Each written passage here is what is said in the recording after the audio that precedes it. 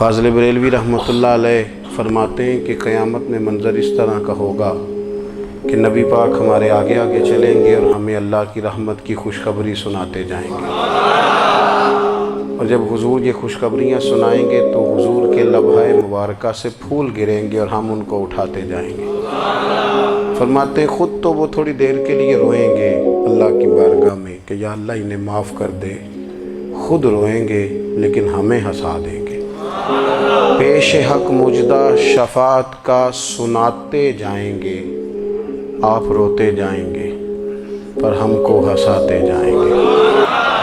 اور باغ جنت میں محمد صلی اللہ تعالیٰ علیہ وسلم، باغ جنت میں محمد مسکراتے جائیں گے، پھول رحمت کے گریں گے ہم اٹھاتے جائیں گے۔ حشر تک ڈالیں گے ہم پیدائش مولا کی دھوم، اور مثل فارس نجد کے قلعے گراتے جائیں گے۔ اور کیا ذوق بیان کیا، فرمانے لگے خاک ہو جائیں عدو جل کر مگر ہم تو رضا، دم میں جب تک دم ہے ذکر ان کا سناتے جائیں گے۔ جب تک سانسوں کی ڈوری چل رہی ہے، دم میں جب تک دم ہے ذکر ان کا سناتے جائیں گے۔ اللہ تبارک و تعالیٰ نے ہمارے محبوب کریم علیہ السلام کو دنیا میں بھیجا تو فرمایا یا ایھا الناس قد جاءکم برہان من ربکم، اے لوگو تمہارے پاس تمہارے رب کی دلیل آ گئی ہے۔ اللہ تبارک و تعالیٰ نے محبوب پاک علیہ السلام کو سراپا دلیل بنا کے بھیجا۔ باقی انبیاء کرام علیہم السلام کے پاس بھی اپنی نبوت کے دلائل کے طور پر بے شمار معجزات تھے، اور حضور کریم علیہ السلام کے تو پورے وجود کو ہی اللہ نے معجزہ بنایا ہے۔ اور نبی پاک صلی اللہ تعالیٰ علیہ وآلہ وسلم کی نبوت کی دلیلیں، حضور کے رسالت کے مستحکم دلائل جگہ جگہ آپ کو ملیں گے۔ سب سے پہلی چیز تو یہ سمجھنے والی ہے کہ نبی پاک علیہ السلام نے جس چیز کو سب سے پہلے اپنی نبوت کی دلیل کے طور پر بیان فرمایا وہ حضور کا کردار ہے، سیرت ہے، عمل ہے، حضور کا لوگوں کے ساتھ رویہ ہے۔ نبی پاک علیہ السلام کی تبلیغ کے 3 دور ہیں۔ ایک تو حضور نے اپنے قول سے تبلیغ فرمائی ہے، 40 سال کی عمر سے محبوب نے اعلان فرمایا اور تبلیغ کی، اور ایک نبی پاک صلی اللہ تعالیٰ علیہ وسلم بالواسطہ حضور کی تبلیغ ہے جو آج تک جاری ہے۔ امت کے علماء، مشائخ، مبلغین حضور کے دین کو آگے پھیلا رہے ہیں، تو دراصل یہ بھی تبلیغ رسول پاک علیہ السلام ہی کی تبلیغ۔ اور ایک حضور کی تبلیغ کا دور ہے، حضور کی پیدائش سے لے کر ولادت مبارکہ سے لے کر حضور علیہ السلام کے اعلان نبوت تک۔ اس دوران نبی پاک نے جو تبلیغ فرمائی ہے وہ اپنے کردار سے فرمائی ہے۔ عرب کا وہ معاشرہ جو بڑا میلا کچیلا گدلا ہو چکا تھا، جس کے اندر سراسر مادہ پرستی کا زور تھا، جس کے اندر لوگ انسانوں کی خرید و فروخت کرتے تھے، جس کے اندر بیٹیوں کو زندہ دفن کر دیتے تھے، جس کے اندر جو آدمی جتنا زیادہ مضبوط ہوتا تھا اتنا زیادہ لٹیرا بن جاتا تھا، اس معاشرے کے اندر رسول کریم علیہ السلام نے 40 سال گزارے، اور اس طرح گزارے کہ جو بیگانے بھی تھے وہ بھی کہا کرتے تھے یہ صادق ہیں، یہ امین ہیں۔ اور جب حضور نے اعلان نبوت کیا تو فرمایا، یہ قرآن مجید کے لفظ ہے، فرمایا فَقَدْ لَبِثْتُ فِيكُمْ عُمَرًا مِّن قَبْلِهِ أَفَلَا تَعْقِلُونَ، میں تمہارے بیچ عمر کا ایک حصہ گزار چکا ہوں، تمہیں عقل نہیں ہے، شعور نہیں ہے۔ نبی کریم علیہ السلام نے اپنے کردار کو، اپنے عمل کو اپنی نبوت کی دلیل کے طور پر بیان فرمایا۔ وہ تو حضرت حلیمہ بھی فرماتی ہیں جب میں نبی کریم علیہ السلام کو اپنے گھر لے گئی تو میرا اپنا بچہ بھی دودھ پیتا تھا، 2 میرے بیٹے ہو گئے، ایک میری یہ نسبی اولاد اور حضور میری رضائی اولاد۔ تو کہتی ہیں جب میں کریم محبوب علیہ السلام کو اپنے سینے سے لگاتی تھی تو حضور میرے ایک پستان سے دودھ پیتے تھے اور دوسرا اپنے بھائی کے لیے چھوڑ دیا کرتے تھے۔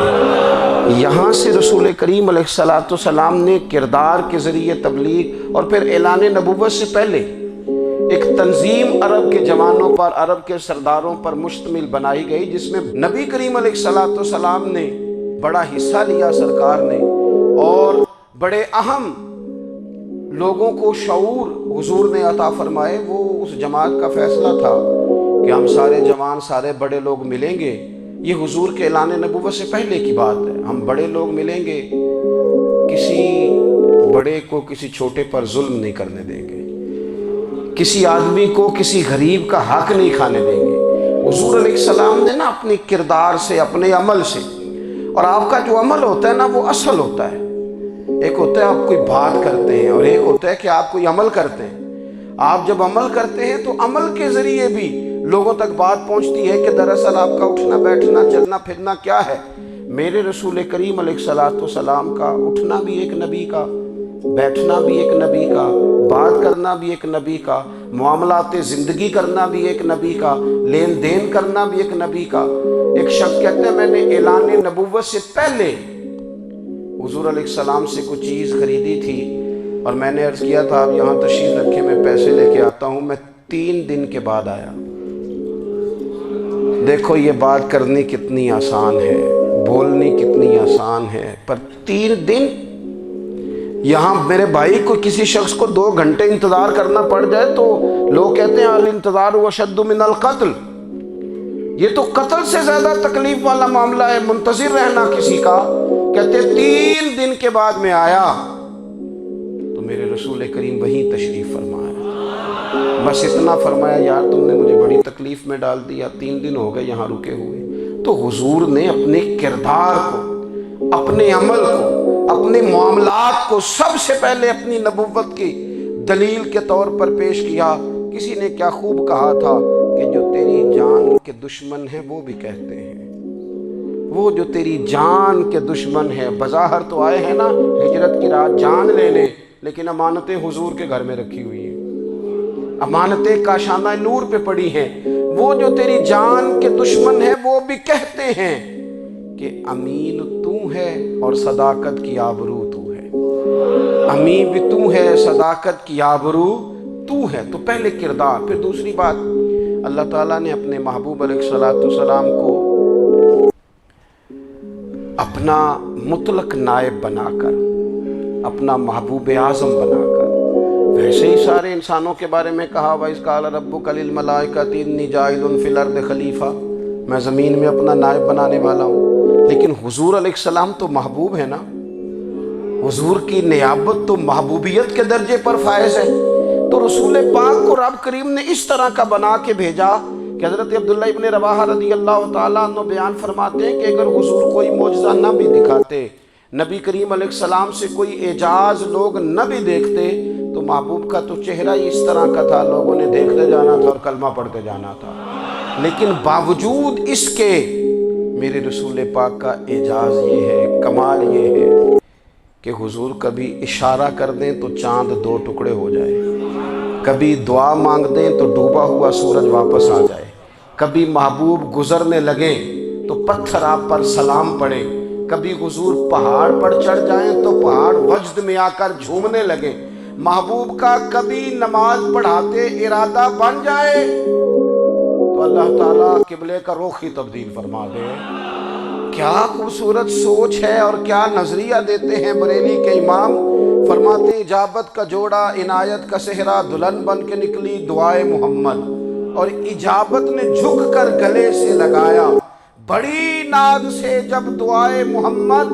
دیکھو خدا کی رضا چاہتے ہیں تو عالم خدا چاہتا ہے رضائے محمد صلی اللہ تعالی علیہ وسلم۔ اور ایک مقام پہ فرماتے ہیں نائب دست قدرت پہ لاکھوں سلام، نائب دست قدرت پہ لاکھوں سلام۔ تو اللہ تعالیٰ نے نبی پاک صلی اللہ تعالی وسلم کو جو اعجاز دی۔ پھر ایک اور بات، حضور امی ہیں،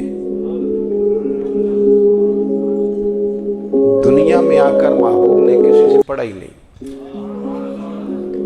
میرے محبوب نے جتنا پڑھا ہے رب کریم سے ہی پڑھا ہے۔ الرحمن علم القرآن خلق الانسان، رحمان نے قرآن سکھایا پھر انسان بنایا۔ اللہ تبارک و تعالیٰ کی بارگاہ کرم سے حضور نے لیا۔ رسول کریم امی ہیں، یہ بھی حضور کی نبوت پر ایک بڑی دلیل۔ دیکھو ایک ہوتا ہے کوئی آدمی بچپن سے کسی چیز سے شغف رکھے اور جب اس کی عمر بڑی ہو جائے تو کہتے ہیں اب اس کا تجربہ بڑا ہو گیا ہے، یہ پہلے کچھ شعر کہتا تھا، کوئی ادبی جملہ کہتا تھا، تو اب اس کی یہ کام کرتے کرتے عمر بڑی ہو گئی ہے تو رسوخ حاصل ہو گیا۔ 40 سال کی عمر مبارک تک نبی کریم نے ایک شعر بھی نہیں کہا۔ حضور علیہ السلام نے کبھی کوئی ایسی بات، ویسے تو حضور کی ہر بات حکمت والی، لیکن جس کو عرب کے لوگ اپنے لہجے میں شاعری یا اپنے لہجے میں ادب کہتے تھے، وہ حضور نے بیان نہیں فرمایا۔ لیکن جب 40 سال کی عمر میں اعلان نبوت کیا تو پھر بڑے بڑے فصیح و بلیغ، بڑے بڑے سیانے طفیل بن عمر کہتے ہیں کہ اس شخص کو بھی میں نے دیکھا جسے بڑا ناز تھا اپنی فصاحت اور بلاغت پر، اور جب وہ حضور کے پاس آیا اور اس نے آ کے کچھ باتیں کی تو محبوب خاموشی سے سنتے رہے، اور جب وہ چپ کر گیا تو میرے کریم نے صرف سورہ فاتحہ پڑھی۔ کبھی اٹھتا تھا، کبھی بیٹھتا تھا، کبھی غور کرتا تھا، کبھی دائیں جاتا تھا، کبھی بائیں جاتا تھا، پھر کہنے لگا بتاؤ نا کلام کس کا ہے؟ فرمایا اس رب کا، اس رب کا، اس رب کا جس کا میں رسول بن کے آیا ہوں۔ نبی کریم صلی اللہ تعالیٰ علیہ وسلم امی ہیں، لیکن حضور نے کائنات کے رازوں سے پردے ہٹا دیے، نبی کریم نے جینے کے سلیقے بتا دیے، حضور نے ہر شخص کو اس کے مقصد حیات سے آگاہ کر دیا۔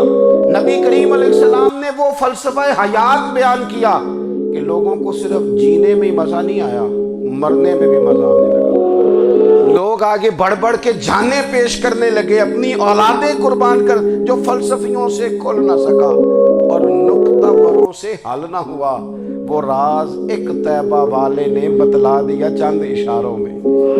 محبوب کریم امی ہیں، لیکن حضور نے اس طرح دنیا کو سکھایا، اس طرح دنیا کو پڑھایا، اس طرح حضور نے علم کے چراغ اور دیپ روشن کیے کہ قیامت تک جسے روشنی ملے گی نا، اسے صرف دروازہ مصطفیٰ سے ملے گی، اسے رسول کریم علیہ السلام کے در دولت سے ملے۔ کچھ لوگوں نے کہا کہ اپنے پاس سے آیات بنا کے لاتے، اپنے گھر میں بیٹھ کے دعوے کر لینا تو کوئی مشکل کام نہیں نہ ہوتا، سارے لوگ ہی کر لیتے ہیں۔ بلکہ وہ ہمارے بزرگ کہا کرتے تھے خیالی پلاؤ پکائیے ٹک کے ہو کدے بھی کاٹ نہ پائیے، کیونکہ کون سا پیسوں کا ڈالنا ہے، زیادہ ڈالیں آپ اور زیادہ ڈالیں۔ بہت سارے لوگ ہیں آج بھی، کچھ لبرل ہیں بیچارے، کچھ دین بیزار طبقہ ہے، وہ کہتے ہیں جناب ہمیں تو جدید باتیں بتائیں، ہمیں تو نئے اسلوب کے مطابق لے کے چلیں، ہمیں تو بھائی سن،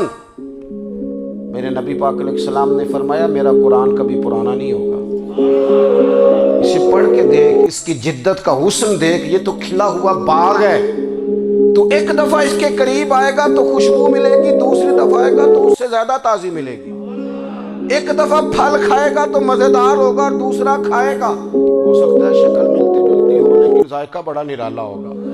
تو تو صحیح نا، جب کچھ لوگوں نے کہا یہ خود سے بنا کے آیات لاتے ہیں تو فرمایا وَإِن كُنتُمْ فِي رَيْبٍ مِّمَّا نَزَّلْنَا عَلَىٰ عَبْدِنَا فَأْتُوا بِسُورَةٍ مِّن مِّثْلِهِ، اگر تمہیں کوئی شک ہے اس میں جو ہم نے اپنے بندہ خاص میں نازل کیا ہے تو تم بھی اس جیسی ایک آیت بنا کے لاؤ۔ اور چلو چیلنج کھلا دے دیا، فرما وَادْعُوا شُهَدَاءَكُم مِّن دُونِ اللَّهِ،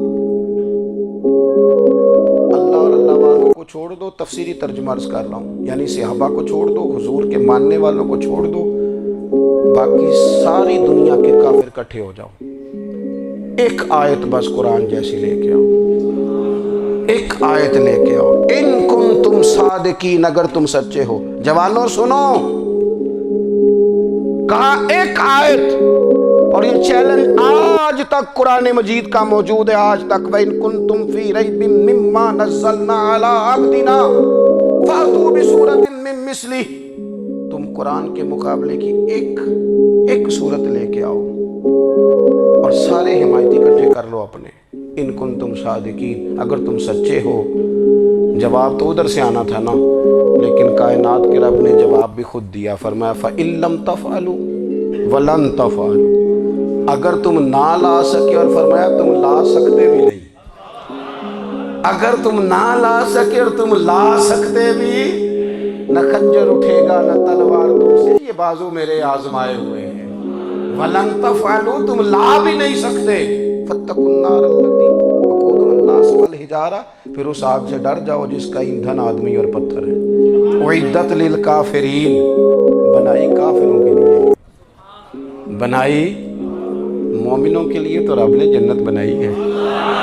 اعدت للکافرین، یہ دوزخ اللہ نے کن کے لیے بنائی ہے؟ اعدت للکافرین کہتا ہے کافر کے لیے بنایا۔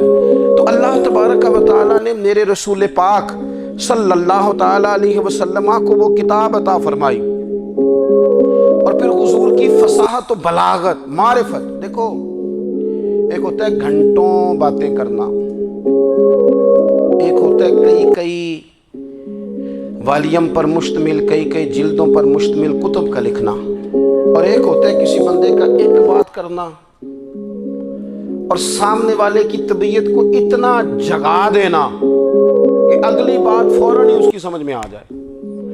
اور حضور نہ کسی کی انا کو نہیں جگاتے تھے۔ ہم بعض اوقات کسی سے خطاب کرتے ہیں، بات کرتے ہیں تو سامنے والے کی انا کو جگا دیتے ہیں، ٹھیس پہنچاتے ہیں، وہ کہتا ہے چل پھر تگڑا ہو جا میں بھی آیا۔ حضور انا نہیں جگاتے تھے، میرے نبی پاک ضمیر جگاتے تھے تاکہ وہ شخص فیض حاصل کر سکے، اسے کچھ ملے۔ نبی کریم کا جو انداز تکلم ہے وہ اس طرح کا ہوتا تھا کہ انسان خود بخود کھل اٹھتا تھا کہ مطلب یہ بات ہونے کیا لگی ہے، مطلب حضور کیا فرمانے لگے۔ نبی کریم صلی اللہ تعالیٰ علیہ وسلم، ایک دن محبوب کریم نے صحابہ کے پیچھے حضور کی فصاحت و بلاغت دیکھی، فرمایا محبوب نے کتنا نادان ہے وہ شخص جو اپنے ماں باپ کو گالی دے۔ کھلی ہو گئی لوگوں کی آنکھیں، کان کھڑے ہو گئے کہ یا رسول اللہ کون ایسا بدبخت ہے جو ماں باپ کو گالی دے گا۔ اب جب سوالات ذہنی سطح پر پوری طور پر ابھر گئے نا، تو اب رسول کریم نے بات سمجھائی۔ یہ ہے فصاحت و بلاغت، تیرے آگے ہیں یوں دبے لجے فصحاء عرب کے بڑے بڑے، کوئی جان منہ میں زبان نہیں بلکہ جسم میں جان نہیں۔ یا رسول اللہ کون ایسا نالائق ہے جو ماں باپ کو گالی دے؟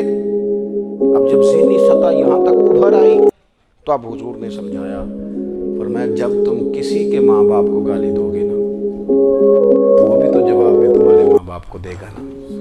تو فی نفس ہی یہ تم نے خود ظلم کیا ہے اپنے ماں باپ پر۔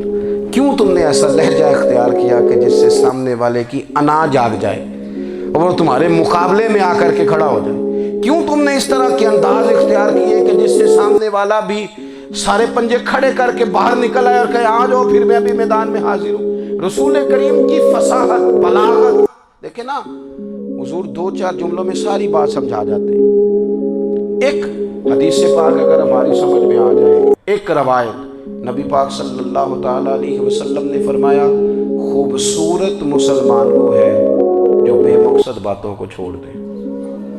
لو اس سے پوری زندگی سجائی جا سکتی ہے، ایک جملے سے پوری زندگی سواری جا سکتی ہے۔ کوئی لمبی چوڑی باتوں میں جانے کی ضرورت نہیں، کہا خوبصورت مسلمان یہ ہے جو بے مقصد باتوں کو چھوڑ دے، لا یعنی باتوں کو، کیا کہتے ہیں ہمارے دیہات کے لوگ، جڑے پنڈ جانا نہیں، ادھر راہ پوچھنے نہیں۔ لیکن آج کل لوگ باز آندے، یعنی جس بات کا بالکل تعلق نہیں نا وہ بات بھی کرتے جاتے ہیں، جس کا شعبہ ہی نہیں وہ بھی چھلانگ لگا کے اس میں آ جاتا ہے۔ ہم اپنا وقت ضائع کرتے ہیں، اپنی صلاحیتیں ضائع کرتے ہیں، اپنا نقصان کرتے ہیں۔ ہم اپنا کام صحیح کر کے نہیں کرتے اور دوسری ساری دنیا کو ٹھیک کرنا چاہتے ہیں۔ او بھائی آپ جس جگہ جس شعبے سے تعلق رکھتے ہیں آپ اپنے معاملات میں مضبوطی پیدا کریں۔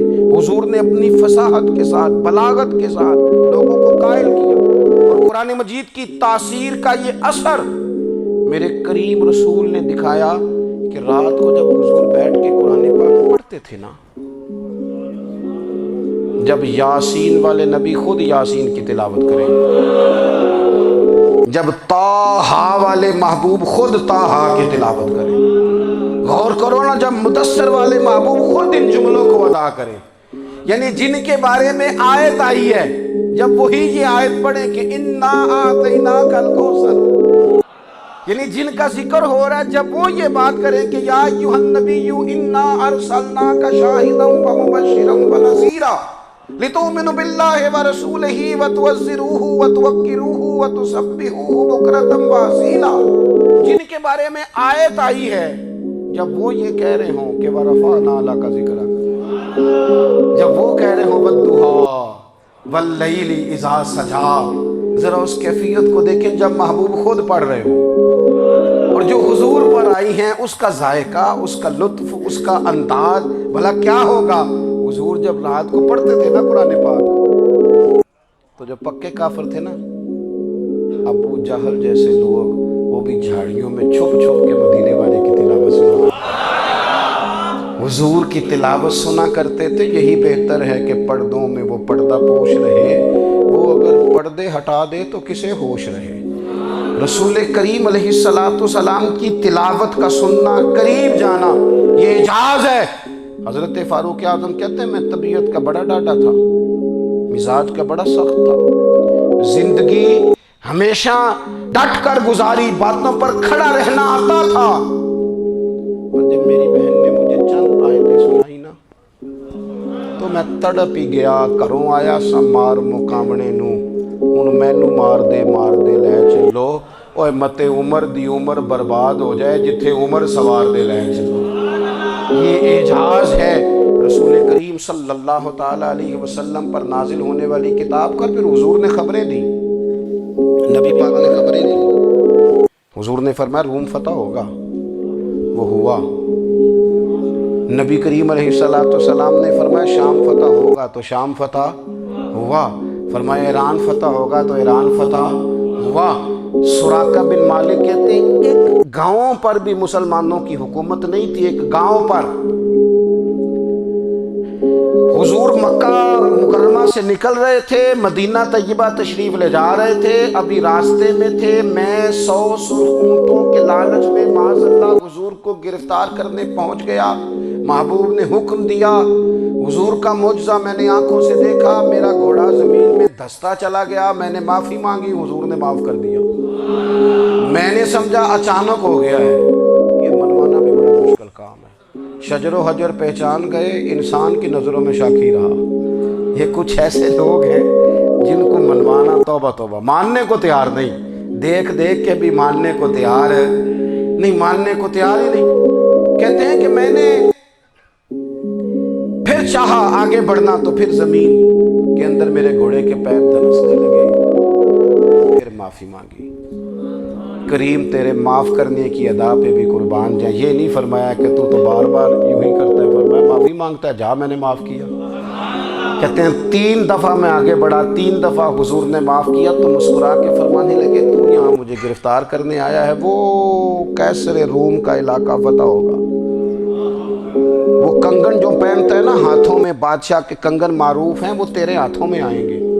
اللہ کرے آپ سمجھے، یہ جو لوگ ڈری ڈری سہمی اور ہمارے بچے مایوسی کی معاذ اللہ باتیں کرتے ہیں، وہ دیکھیں حضور کس طرح کی گفتگو فرماتے ہیں۔ ابھی ایک گاؤں پر بھی اسلام کی حکومت نہیں، لیکن حضور کا خبر دینے کا انداز۔ کریم فرمانے لگے وہ کیسر روم کے جو کنگن ہوں گے وہ تیرے ہاتھوں میں آئیں گے۔ فرماتے ہیں کہ میں مسلمان ہو گیا، حضور کا وصال ہو گیا، کنگن نہیں آئے۔ حضرت ابوبکر صدیق کا وصال ظاہری ہو گیا، کنگن نہیں آئے۔ جناب عمر کا دور آ گیا، سراقہ بوڑھے ہو گئے۔ کوئی بندہ پوچھتا نا کہ اب تو عمر ڈھل گئی ہے، زندگی کا پتہ نہیں، کہنے لگے نہیں میں نہیں جاتا، جب تک کنگن نہیں آتے اسرائیل کوئی نہیں آئیں گے، کیونکہ ساڈے نبی دی زبان ساڈے واسطے قرآن، جو دن کو کہہ دیا دن ہے تو دن نکل آیا، جو شب کو کہہ دیا شب ہے تو رات ہو کے رہی، اور خدا نے ان کی زبان کو وہ اختیار دیا، جو نکلی منہ سے ان کے وہ بات ہو کے رہی۔ اور فاضل بریلوی کا تو انداز ہی پھر انوکھا ہے نا، وہ تو کہتے ہیں وہ زبان جس کو سب کن کی کنجی کہیں، جس کو سب کن کی کنجی کہیں، اس کی نافذ حکومت پہ لاکھوں سلام۔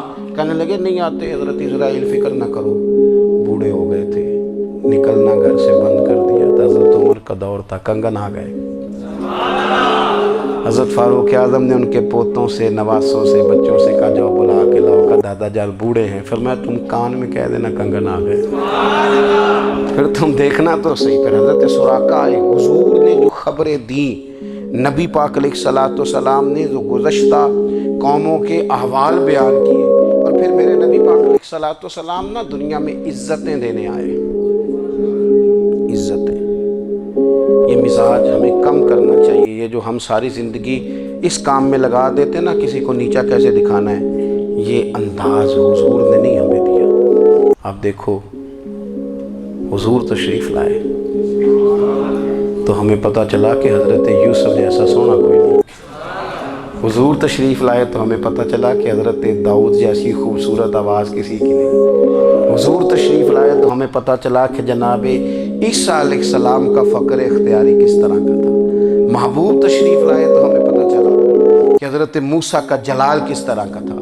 یہ تو حضور آئے تو نبی پاک علیہ السلام نے اس کی بھی عظمت بیان کی، اس کی بھی شان بیان کی، حضور نے بتایا کہ ابو بکر صدیق کی شان کیا ہے، فاروق اعظم کا مرتبہ کیا ہے، عثمان غنی کی حیا کیا ہے، مولا علی کی شجاعت کیا ہے، اہل بیت نبوت کی عظمت کیا ہے۔ حضور آئے عزتیں دینے، ماں کو عزت دی مدینے والے رسول نے، کہا جس کا باپ راضی ہو گیا اس کا رب راضی ہو گیا، فرمایا جو 2 بیٹیاں 3 بیٹیاں 4 بیٹی بہنیں یا 1 بیٹی یا بہن بیاہ کے آ گیا نا، اس طرح میری 2 انگلیاں جڑی ہوئی ہیں، میرے ساتھ جڑ کے جنت میں جائیں۔ رسول کریم صلی اللہ تعالی وسلم نے عزت دی، عزت دی، حضور عزتیں دینے، کوئی اعزاز نہیں، ان پڑھ بندہ ہے، سادہ ہے، غریب ہے، مزدوری کرتا ہے، ہاتھوں پہ چھالے، یا رسول اللہ اس کا بھی کوئی اعزاز ہے؟ قربان جائیں، میرے کریم نے عزت دی، فرمایا محنت کر کے روزی کمانے والا تو اللہ کا دوست ہے، یہ اینٹیں اٹھانے والا، یہ مشقتیں کرنے والا، یہ صبح دیہڑی پہ جانے والا، یہ بیچارہ جو اچار سے روٹی کھاتا ہے، تو نے ہر شخص کی قسمت میں یہ عزت لکھی اور آخری خطبے کی صورت میں وصیت لکھی۔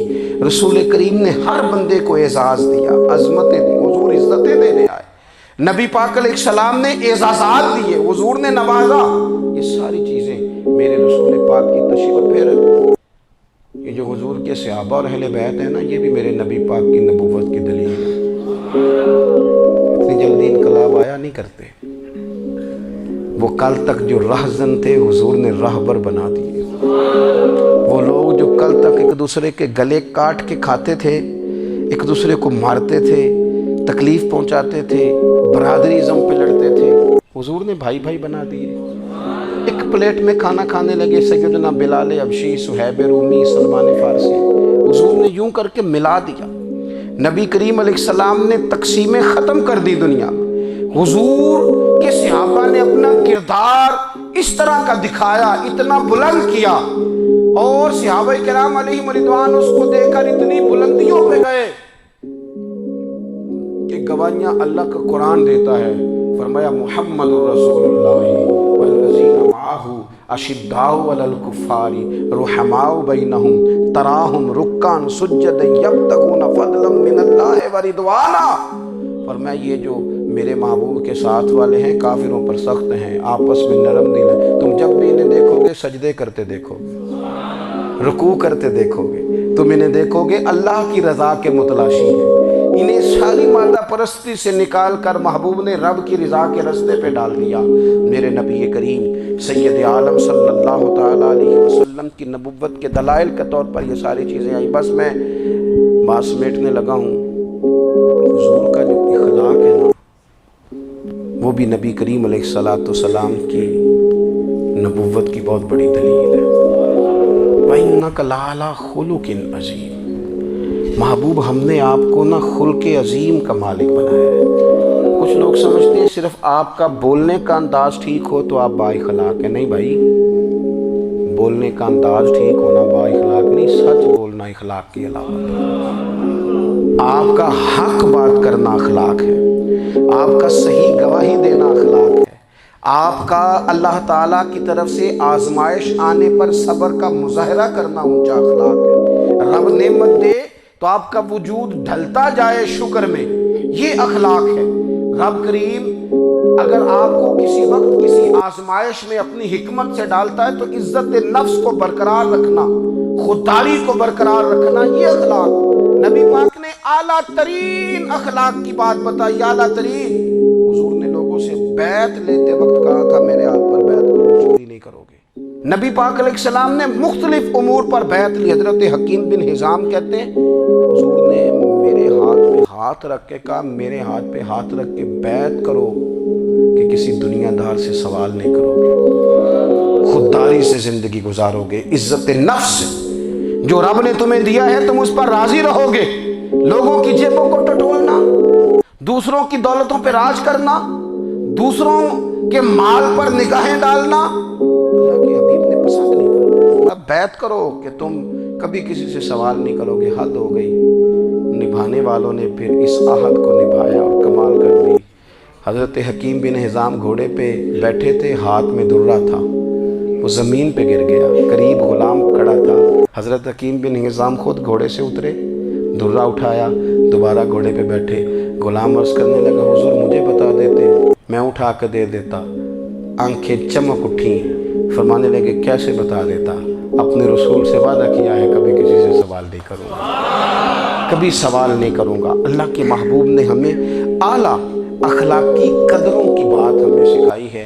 ہم دیکھتے ہیں کہ بڑی جلدی 2 4 5 لوگوں کے غصہ دلانے پر ہم ساری اخلاقی حدوں کو کراس کر جاتے ہیں۔ دوستو ہمارا ایک ویژن ہونا چاہیے، ہمارے ذاتی رویے بڑے معتبر ہونے چاہیے، لین دین کے معاملات کے اندر مسلمانوں کو بڑا صاف ستھرا ہونا چاہیے۔ ہمیں اپنی معاشی زندگی میں روزمرہ کے معاملات میں ہماری توجہات کا مرکز صرف اللہ رسول کی ذات ہونی چاہیے۔ رب کریم نے اپنی حکمت سے کسی کو کتنا دیا ہے یہ اس کی حکمت کے تقاضے ہیں۔ ہمیں اس نے جس رنگ میں جس حال میں رکھا ہے ہمیں اپنے رب کی رضا پر بہت زیادہ مطمئن ہونا چاہیے۔ اچھا پھر ایک اور بات،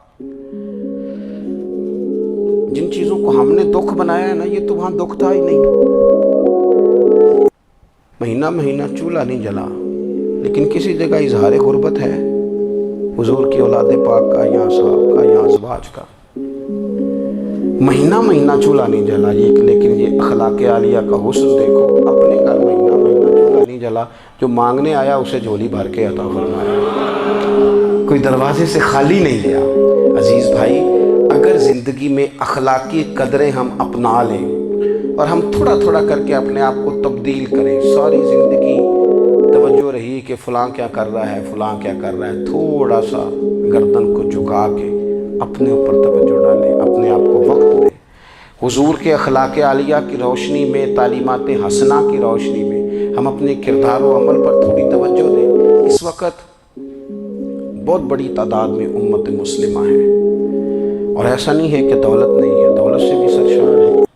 ہمارے ہاں بڑے بڑے انجینئر ہیں، بڑے بڑے ڈاکٹر ہیں، لیکچرار ہیں، ہمارے پاس بڑے بڑے ہاسپٹل ہیں، بڑا کچھ ہے، لیکن کردار و عمل کے بادشاہ، اپنی زندگی تقوی کی روشنی میں گزارنے والے ان لوگوں کی تعداد کم ہے۔ اگر کوئی آج بھی سارے کام نیک کرے لیکن جائیداد میں سے بیٹی کا حق رکھ جائے تو پھر اس نے کیا میلاد منایا ہے؟ اگر آج بھی جو 2 4 لوگ بیچارے اس کے زیر دست ہیں، ملازمین ہیں، ان کے ساتھ اس کا رویہ انتہائی سخت ہو تو اس نے کیا میلاد منایا؟ اگر آج بھی وہ برادری ازم کی بنیاد پر دوستیاں کرے اور چھوٹے بڑے کی وہ تقسیم رکھے، جسے حضور نے فرمایا کہ قبیلے تو تعارف کے لیے، ورنہ کسی عربی کو اجمی پر، گورے کو کالے پر کوئی فضیلت نہیں۔ اگر کوئی آج بھی اس برادری ازم کا قائل ہے پھر اس نے کیا میلاد منایا؟ اگر کوئی شخص آج بھی اپنے آپ کو مادہ پرستی میں پوری طرح دھکیل چکا ہے اور رضا الہی کا مسافر نہیں بنا تو اس نے کیا میلاد منایا؟ اپنی طبیعتوں میں روحانی تبدیلی اور وہ خاص افکار جو حضور اپنے غلاموں میں پیدا فرماتے ہیں ان افکار کو پیدا کرنا، سوچوں کو بدلنا، سوچوں کو، نظریات کو بدلنا، اپنے روزمرہ کے معاملات کا جائزہ لینا کہ ہم کس طرح آگے بڑھ سکتے ہیں اور کس طرح ہم ایک بہترین امتی اور ایک بہترین مسلمان بن سکتے ہیں، اس پر توجہ دینا یہ میلاد ہمیں سبق دیتا ہے۔ اللہ تعالیٰ مجھے اور آپ کو عمل کی توفیق عطا فرمائے۔